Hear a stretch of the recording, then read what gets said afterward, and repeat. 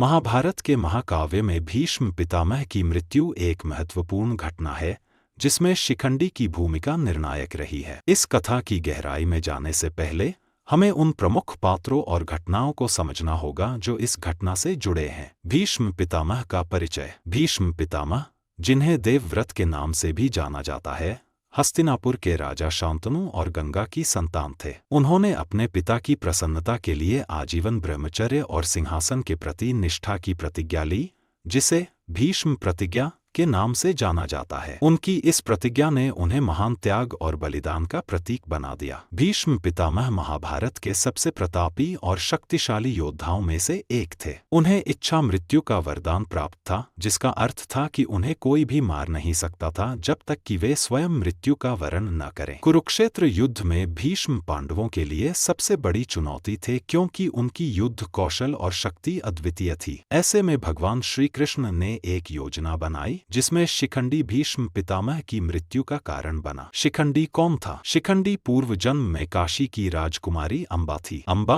अंबिका और अंबालिका की बड़ी बहन थी। जब भीष्म पितामह ने काशी के राजा की तीनों बेटियों का स्वयंवर से हरण किया था ताकि वे हस्तिनापुर के युवराज विचित्रवीर्य से विवाह कर सकें, तब अंबा ने बताया कि वह पहले से ही हस्तिनापुर के प्रतिद्वंदी राजा शाल्व से प्रेम करती है। यह जानकर भीष्म ने अंबा को छोड़ दिया, लेकिन शाल्व ने अपमानित महसूस कर अंबा को स्वीकार नहीं किया। अंबा ने भीष्म से आग्रह किया कि वे उससे विवाह कर लें, लेकिन भीष्म ने अपनी प्रतिज्ञा का हवाला देते हुए मना कर दिया। इस अपमान से आहत होकर अंबा ने भीष्म से प्रतिशोध लेने की ठानी। अंबा ने कठोर तपस्या की और भगवान शिव से वरदान मांगा कि वह अगले जन्म में भीष्म की मृत्यु का कारण बनेगी। भगवान शिव ने उसे वरदान दिया कि अगले जन्म में वह एक स्त्री से पुरुष बनेगी और भीष्म की मृत्यु का कारण बनेगी। अगले जन्म में अंबा ने शिखंडी के रूप में जन्म लिया, जो द्रुपद का पुत्र था। शिखंडी जन्म से स्त्री थे, लेकिन उन्हें पुरुष के रूप में पाला गया। युवावस्था में उन्होंने एक यक्ष से पुरुषत्व प्राप्त किया, जिससे वह शारीरिक रूप से पुरुष बन गए। शिखंडी ने अपने पूर्व जन्म की स्मृतियों के साथ जीवन व्यतीत किया, जिसमें भीष्म से प्रतिशोध की भावना प्रमुख थी। कुरुक्षेत्र युद्ध में शिखंडी की भूमिका। कुरुक्षेत्र युद्ध के दौरान जब पांडव भीष्म को परास्त करने में असमर्थ हो गए, तब श्री कृष्ण ने अर्जुन को सलाह दी कि भीष्म पितामह को हराने के लिए शिखंडी का सहारा लिया जाए। भीष्म जानते थे कि शिखंडी पूर्व जन्म में अंबा है और एक क्षत्रिय धर्म के अनुसार वे किसी स्त्री पर शस्त्र नहीं उठाते थे। जब अर्जुन ने शिखंडी को अपने रथ के आगे खड़ा कर भीष्म पर बाण चलाए, तो भीष्म ने कोई प्रतिरोध नहीं किया, क्योंकि वे शिखंडी पर वार नहीं कर सकते थे। इसी कारण अर्जुन ने शिखंडी की आड़ में भीष्म पितामह को बाणों से छलनी कर दिया। भीष्म पितामह की मृत्यु तुरंत नहीं हुई। उन्हें इच्छा मृत्यु का वरदान था। वे 10 दिन तक बाणों की शैया पर लेटे रहे और माघ महीने के शुभ उत्तरायण काल में स्वयं अपनी इच्छा से देह त्यागी।